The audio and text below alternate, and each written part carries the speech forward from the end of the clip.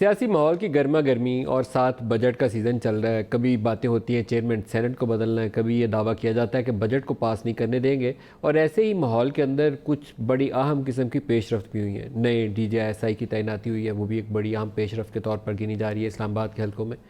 ऐसे मौके के ऊपर चीफ जस्टिस ऑफ पाकिस्तान ने आज एक स्पीच के अंदर कुछ ऐसे सियासी माहौल के ऊपर तबसरा कर दिया जो मैं एटलीस्ट बिल्कुल एंटिसिपेट नहीं था कर रहा कि खोसा साहब आएंगे और पब्लिक फोरम के ऊपर इकनॉमिक सिचुएशन और पॉलिटिकल सीन के हवाले से तबसरा करेंगे।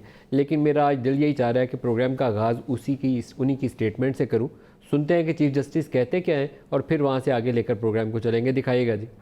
We hear about the economy and we are told that either it is in the ICU or it has just come out of the ICU, but the news is depressing. Whoever is responsible, that's not the issue. The issue is that the situation is not very good. When we switch on the television, we see the noise coming out of the parliament and we see that the leader of the house as well as the leader of the opposition, they are not even being allowed to speak. It depresses us.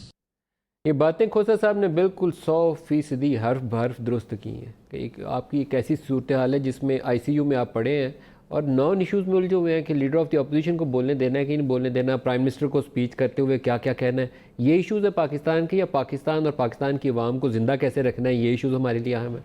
Opposition की जमातें जो हैं वो ख़ुद किसी एक नुक्ते के ऊपर यकसू नहीं हैं, उनके अंदर अजीबोगरीब मसाइल चल रहे हैं। डिवीजन बिटवीन द पार्टीज़ भी हैं और विद इन द पार्टीज़ भी हैं।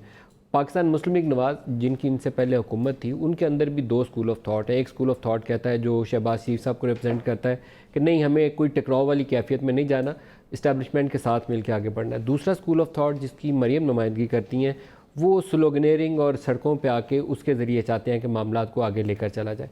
तो मैं मरियम नवाज़ का भी एक बयान आपको सुनवाऊंगा और फिर आज के प्रोग्राम का आगाज़ करते हैं। दिखाइएगा जी, उन्होंने जो आज स्पीच में कहा कि मुझे डराया नहीं जा सकता, उस हवाले से उनके बयान दिखाइए ज़रा।